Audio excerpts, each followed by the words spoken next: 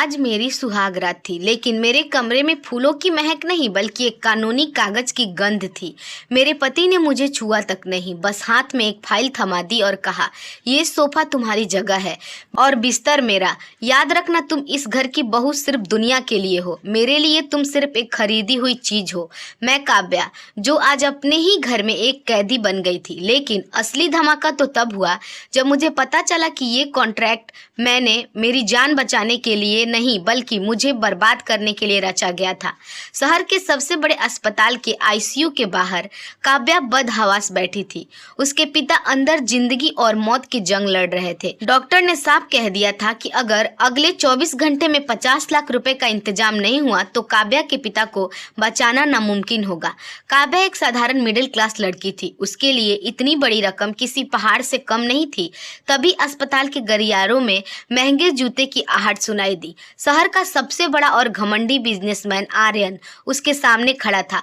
आर्यन को अपनी वसीयत और दादी की आखिरी इच्छा पूरी करने के लिए एक पत्नी की जरूरत थी, लेकिन उसे प्यार पर यकीन नहीं था। आर्यन ने काव्या की ओर एक फाइल बढ़ाई और ठंडी आवाज में कहा, तुम्हारे पिता की जान की कीमत 50 लाख है और मेरी जरूरत 1 साल के लिए एक पत्नी है। यह एक कॉन्ट्रैक्ट है। 1 साल तक तुम्हें दुनिया के सामने मेरी पत्नी बनने का नाटक करना होगा। बदले में तुम्हारे पिता का सारा इलाज और तुम्हारी हर जरूरत मेरी जिम्मेदारी होगी। काव्या की आंखों में आंसू थे और दिल में नफरत, लेकिन अपने पिता को मरते हुए देखना उसके बस में नहीं था। उसने कांपते हाथों से उस कागज पर साइन कर दिया। उस कागज की सबसे बड़ी और अजीब शर्त यह थी, इस 1 साल के दौरान न तो तुम मुझ पर कोई हक जताओगी और न ही कभी मां बनने का सपना देखोगी। 1 साल पूरा होते ही तुम मेरी जिंदगी से हमेशा के लिए चली जाओगी। अगले ही दिन काव्या की विदाई हुई। लोग देख रहे थे कि काव्या की किस्मत चमक गई है। उसकी शादी शहर के सबसे अमीर आदमी से हुई थी, लेकिन काव्या जानती थी कि वह एक महलनुमा जेल में जा रही है। आर्यन के घर पहुंचते ही उसकी ननद तान्या ने उसका स्वागत ताने से किया। तान्या को शुरू से ही शक था कि यह शादी इतनी जल्दी में क्यों हुई। तान्या ने काव्या के कान में कहा, मेरे भाई को खरीदना इतना आसान नहीं है भाभी। मुझे पता है तुम इस घर में सिर्फ पैसों के लिए आई हो, पर याद रखना मैं तुम्हारी असलियत सबके सामने लाकर ही रहूंगी। काव्या खामोश रही। उसे एक आलीशान कमरा दिया गया, लेकिन उस कमरे के बीचों बीच एक सोफा था। आर्यन ने साफ कर दिया कि ये बेड मेरा है और वो सोफा तुम्हारा। मेरी निजी जिंदगी में दखल देने की कोशिश मत करना। दिन बीतते गए। दुनिया की नजरों में वे एक खुशहाल जोड़ा थे, लेकिन बंद कमरे में उनके बीच सन्नाटा रहता था।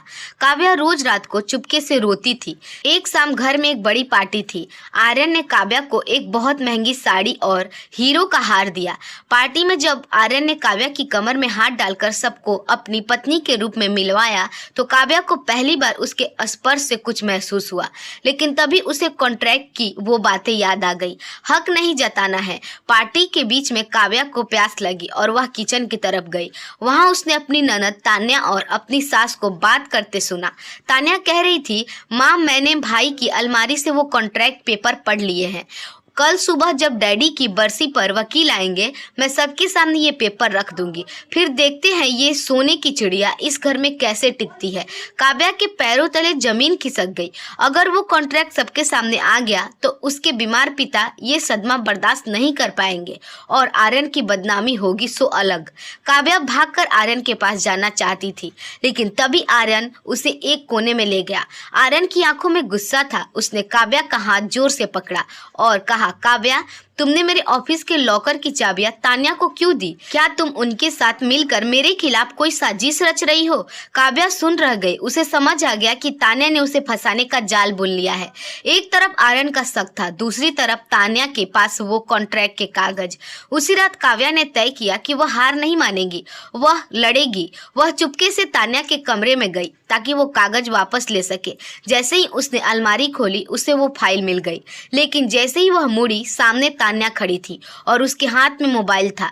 तान्या ने मुस्कुराते हुए कहा, चोरी करते हुए तुम्हारी वीडियो रिकॉर्ड हो गई है भाभी। अब या तो तुम खुद ये घर छोड़ दो या फिर मैं ये वीडियो और कॉन्ट्रैक्ट सबको दिखा दूंगी। तान्या की धमकी ने काव्या की रातों की नींद उड़ा दी थी। वह पूरी रात सो नहीं सकी। एक तरफ उसके पिता की गिरती सेहत थी और दूसरी तरफ आर्यन का बढ़ता शक। सुबह जब नाश्ते की मेज पर पूरा परिवार इकट्ठा हुआ तो माहौल बहुत तनावपूर्ण था। तान्या बार बार अपने फोन की तरफ देख रही थी और मुस्कुरा रही थी, जैसे वह किसी बड़े धमाके का इंतजार कर रही हो। आर्यन ने ठंडी नजरों से काव्या को देखा और कहा, काव्या, आज ऑफिस में एक बहुत बड़ी बोर्ड मीटिंग है। मैं चाहता हूँ कि तुम मेरे साथ चलो। दुनिया को दिखाना चाहिए कि मिस्टर आर्यन की पत्नी कितनी प्रभावशाली है। काव्या ने सिर झुकाकर हाँ कर दिया, लेकिन वह जानती थी कि यह आर्यन का प्यार नहीं बल्कि उसकी दिखावे की दुनिया का एक और हिस्सा था। जैसे ही वे दोनों गाड़ी की तरफ बढ़े, आर्यन की बहन तान्या ने पीछे से आवाज दिया, भैया रुकिए, आप कुछ भूल रहे हैं। तान्या ने वही कॉन्ट्रैक्ट वाली फाइल हाथ में ले रखी थी। काव्या का दिल जोर से धड़कने लगा। उसे लगा कि अब सब खत्म हो जाएगा, लेकिन तान्या ने चाल बदल दी थी। उसने फाइल आर्यन को देते हुए कहा, ये फाइल आपके कैबिन में रह गई थी, इसमें कुछ बहुत खास कागजात है, इसे संभाल कर रखिएगा। आर्यन ने फाइल ली और बिना देखे गाड़ी में रख दी। पूरी राह काव्या का हाथ कांपता रहा। उसे डर था कि आर्यन ने अगर वह फाइल खोल ली तो वह उसे बीच सड़क पर गाड़ी से उतार देगा। ऑफिस पहुंचते ही आर्यन मीटिंग में व्यस्त हो गया। काव्या उसके कैबिन में अकेली थी। उसने सोचा कि यही मौका है फाइल वापस लेने का, लेकिन जैसे ही उसने गाड़ी से फाइल लाकर कैबिन में खोली, उसके होश उड़ गए। वह फाइल खाली थी। तान्या ने उसके साथ खेल खेला था। असली कॉन्ट्रैक्ट के पेपर अभी भी तान्या के पास ही थे। तभी काव्या के फोन पर एक मैसेज आया। यह तान्या का मैसेज था, भाभी, असली पेपर तो मेरे पास लॉकर में है। अगर आप चाहती हैं कि वो बाहर ना आए तो आज शाम की पार्टी में आपको सबके सामने ये ऐलान करना होगा कि आप आर्यन भैया से तलाक ले रही हैं और आपको उनकी जायदाद में हिस्सा चाहिए। अगर आपने ऐसा नहीं किया तो आपके पिता की ऑक्सीजन सपोर्ट आज रात ही हटा दिया जाएगा। काव्या पत्थर बन गई। तान्या इतनी गिर जाएगी उसने सपने में भी कभी नहीं सोचा था। शाम हुई। घर में आर्यन की सफलता का जश्न मनाया जा रहा था। काव्या भारी मन से तैयार हुई। आर्यन उसके पास आया और उसने देखा कि काव्या की आंखों में आंसू थे। पहली बार आर्यन का दिल पिघला। उसने काव्या के आंसू पोंछे और कहा, काव्या, मैं जानता हूँ कि हमारे बीच यह सिर्फ एक सौदा है, लेकिन तुम्हारी आंखों में यह दर्द मुझसे देखा नहीं जा रहा है। क्या बात है? काव्या कुछ कहना चाहती थी, लेकिन तभी उसने दूर खड़ी तान्या को देखा, जो फोन पर किसी डॉक्टर से बात करने का नाटक कर रही थी। काव्या ने अपना हाथ झटक दिया और रूखेपन से कहा, मुझे आपसे कुछ नहीं चाहिए मिस्टर आर्यन, मुझे बस वो चाहिए जिसके लिए मैं यहाँ आई हूँ। आर्यन को लगा कि काव्या सच में लालची है। उसकी नफरत फिर से जाग उठी। पार्टी अपने चरम पर थी। तान्या ने माइक संभाला और कहा, आज की शाम मेरे भाई के नाम, लेकिन भाभी भी कुछ कहना चाहती हैं। काव्या माइक के पास पहुंची। पूरा हॉल शांत हो गया। आर्यन उम्मीद भरी नजरों से उसे देख रहा था।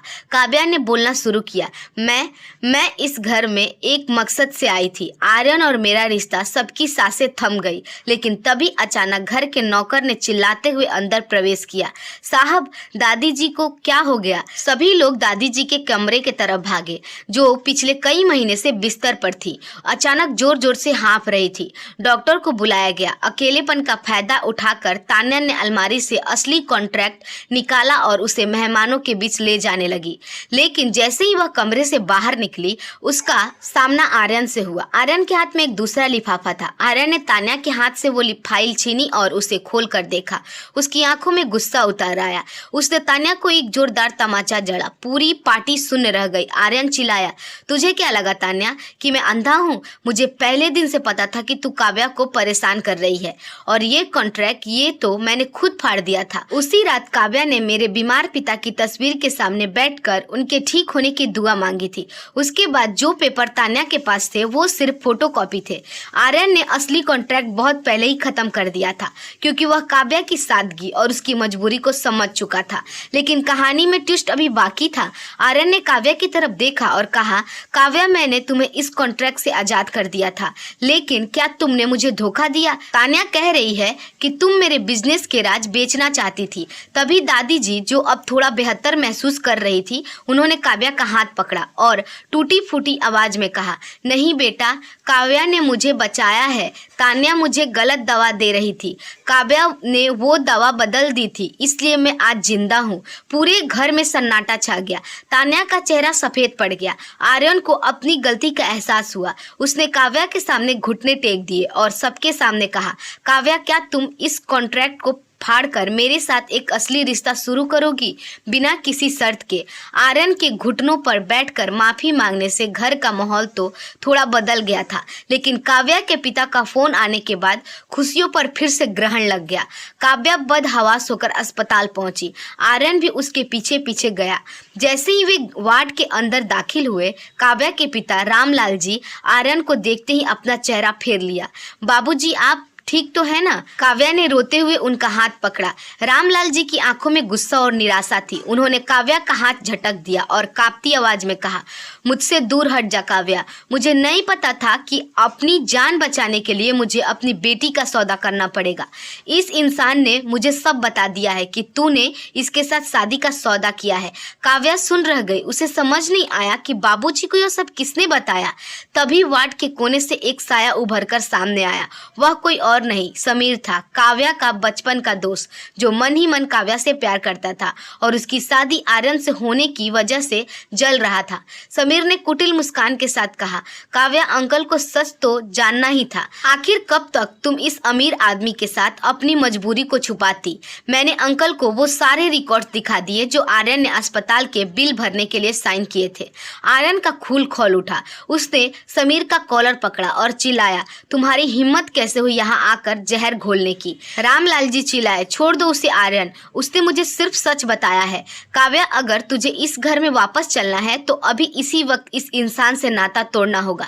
मुझे ऐसी खैरात की जिंदगी नहीं चाहिए जो मेरी बेटी की अस्मत पर बनी हो। काव्या दो राह पर खड़ी थी। एक तरफ उसका वो पति था जिससे उससे अब धीरे धीरे प्यार होने लगा था, और दूसरी तरफ उसका स्वाभिमानी पिता। आर्यन ने काव्या की आंखों में देखा, जैसे वह भी उसके फैसले का इंतजार कर रहा हो। काव्या ने भारी मन से कहा, बाबूजी, आप जो कहेंगे मैं वही करूंगी। आर्यन का दिल टूट गया। उसे लगा काव्या ने उसे छोड़ दिया। वह बिना कुछ कहे अस्पताल से बाहर निकल गया, लेकिन कहानी में ट्विस्ट अभी बाकी था। घर पहुंचते ही आर्यन को पता चला कि तान्या, उसकी ननद, गायब है। घर की तिजोरी खुली थी और कुछ बहुत ही कॉन्फिडेंशियली बिजनेस पेपर्स गायब थे। तभी आर्यन के पास एक अनजान नंबर से वीडियो कॉल आया। स्क्रीन पर तान्या थी, लेकिन वह डरी हुई थी। उसके पीछे वही समीर खड़ा था जो अस्पताल में था। समीर ने हंसते हुए कहा, मिस्टर आर्यन, क्या लगता था कि मैं सिर्फ अस्पताल में ड्रामा करने आया था? नहीं, मुझे तुम्हारी जायदाद चाहिए। तान्या ने मेरे साथ मिलकर तुम्हारे बिजनेस के सारे सीक्रेट्स मुझे दे दिए हैं। अब अगर तुम चाहते हो कि ये पेपर्स लीक ना हो और तुम्हारी बहन सलामत रहे, तो तुम्हें काव्या को हमेशा के लिए मेरे हवाले करना होगा। आर्यन के होश उड़ गए। उसे समझ आया कि समीर और तान्या मिल चुके थे, लेकिन समीर के अब तान्या को भी धोखा दे दिया था। इधर काव्या अपने पिता को घर ले आई थी, लेकिन उसका मन आर्यन के पास ही था। आधी रात को काव्या ने घर से बाहर किसी ने पत्थर फेंका। खिड़की से झांकने पर उसे एक चिट्ठी मिली। उस पर लिखा था, अगर आर्यन की जान प्यारी है तो अकेले पुरानी मिल के पीछे आ जाओ। पुलिस को बताया तो आर्यन और तान्या दोनों मारे जाएंगे। काव्या का दम घुटने लगा। वह समझ गई कि यह समीर की चाल है। उसने अपने पिता की ओर देखा जो सो रहे थे, और फिर अपनी शादी की अंगूठी की ओर जो आर्यन ने उसे पहनाई थी। उसने फैसला कर लिया था कि काव्या चुपके से घर से निकली और उस पुरानी मिल की तरफ भागी। वहां पहुंचते ही उसने देखा कि आर्यन जमीन पर बंधा हुआ है और उसके मुंह पर पट्टी है। समीर हाथ में बंदूक लिए खड़ा था और तान्या एक कोने में रो रही थी। समीर ने काव्या को देखते ही कहा, वाह काव्या, आखिर तुम आ ही गई। अब देखो मैं इस आर्यन का क्या हाल करता हूँ। इसने तुझे पैसों से खरीदा था ना, अब मैं इसे मौत दूंगा। समीर ने बंदूक आर्यन के माथे पर तान दी। काव्या चिल्लाई, नहीं समीर, रुक जाओ, मैं तुम्हारे साथ चलने को तैयार हूँ, बस इन्हें छोड़ दो। आर्यन अपनी पट्टियों के पीछे से चिल्लाने की कोशिश कर रहा था। उसकी आंखों में काव्या के लिए खौफ और प्यार साफ दिख रहा था। समीर ने ट्रिगर पर उंगली रखी ही थी कि तभी अचानक मिल के बाहर से तेज गाड़ियों के सायरन की आवाज आई। समीर घबरा गया। तुमने पुलिस को फोन किया? समीर ने गुस्से में काव्या की ओर बंदूक घुमा दी। काव्या ने कांपते हुए कहा, मैंने किसी को फोन नहीं किया। तभी मिल का दरवाजा धड़ाम से खुला, लेकिन सामने पुलिस नहीं थी। सामने जो खड़ा था उसे देखकर काव्या और आर्यन दोनों की आंख फटी की फटी रह गई। वह शख्स कोई और नहीं, काव्या के पिता रामलाल जी थे, जिनके हाथ में आर्यन की वही बिजनेस फाइल थी जो चोरी हुई थी। उनके साथ कुछ सादे कपड़े में गार्ड्स थे। रामलाल जी ने कड़क आवाज में कहा, कहा, समीर तुझे क्या लगता था कि एक बाप अपनी बेटी का सौदा होते देखेगा और चुप रहेगा? मुझे सब पता चल गया था जब तू अस्पताल में बकवास कर रहा था। मिल के अंदर सन्नाटा छा गया था। समीर की बंदूक से निकली गोली की आवाज गूंजी, लेकिन वह गोली रामलाल जी को नहीं लगी। आखिर पल में आर्यन ने अपनी पूरी ताकत लगाकर खुद को सोफे समेत धक्का दिया, जिससे समीर का निशाना चूक गया और गोली दीवार से जा लगी। उसी समय रामलाल जी के साथ आए सुरक्षा गार्ड्स ने समीर को दबोच लिया। समीर चिल्लाता रहा, लेकिन उसकी हार हो चुकी थी। काव्या दौड़कर आर्यन के पास गई और उसके मुंह की पट्टी और हाथ की रस्सियां खोली। आर्यन ने तुरंत काव्या को गले लगा लिया। दोनों की आंखों में आंसू थे। सौदा खत्म हो चुका था और अब सिर्फ जज्बात बचे थे। तभी रामलाल जी आगे बढ़े। उनके चेहरे पर अब गुस्सा नहीं बल्कि एक भारी पश्चाताप था। उन्होंने वह फाइल आर्यन की तरफ बढ़ाई और कहा, आर्यन बेटा, मुझे माफ कर देना। अस्पताल में समीर ने मुझे जो कागज दिखाए थे वो आधे अधूरे थे, लेकिन जब मैं घर गया तो मुझे तुम्हारी वो डायरी मिली जो शायद काव्या के सामान में गलती से आ गई थी। आर्यन ने चौंक कर कहा, डायरी? रामलाल जी ने नम आंखों से कहा, हाँ डायरी। उस डायरी में तुमने लिखा था कि तुम काव्या से शादी सिर्फ अपनी दादी की खुशियों के लिए नहीं कर रहे, बल्कि इसलिए कर रहे हो क्योंकि तुमने उसे पहली बार अस्पताल के मंदिर में बिना किसी स्वार्थ के दूसरों के लिए दुआ मांगते देखा था। तुमने लिखा था कि तुम 50 लाख का एहसान उस पर नहीं कर रहे, बल्कि उसके जरिए खुद को एक अच्छा इंसान बनाने का मौका ढूंढ रहे हो। काव्या ने हैरानी से आर्यन की ओर देखा। आर्यन ने नजरें झुका ली और धीरे से कहा, काव्या, कॉन्ट्रैक्ट तो सिर्फ एक बहाना था। तुम्हें अपने करीब रखने का मुझे डर था कि अगर मैं सीधे प्यार का इजहार करता तो तुम मुझे जैसे घमंडी इंसान को कभी स्वीकार नहीं करती। तान्या, जो एक कोने में सुबक रही थी, रेंगती हुई पास आई। उसने काव्या के पैर पकड़ लिए और रोते हुए कहा, भाभी मुझे माफ कर दीजिए, मैं लालच में अंधी हो गई थी। समीर ने मुझसे शादी का वादा किया था।